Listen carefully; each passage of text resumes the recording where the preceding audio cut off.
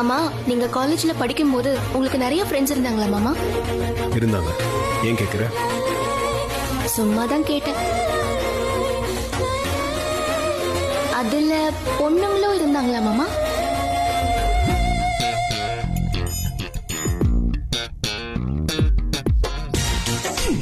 இவ்வளவு நேரம் என்ன பேசிட்டு இருக்காங்கன்னே தெரியல.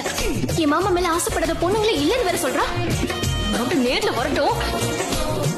சரி, நான் அந்த பொண்ணுகிட்ட மறுபடியும் பேசவா? மாமா அப்ப சொல்லு. ஆமா, நான் வேணும் தான் பாத்திரத்தை கீழே போட்டேன். ஏன் நான் பொண்ணுகிட்ட பேசக்கூடாதா? ஏன் அப்படி பண்ற? நீங்க அந்த பொண்ணு கிட்ட பேச பேச என் மனசெல்லாம் படபட நடிச்சுக்கிட்டே இருந்தது.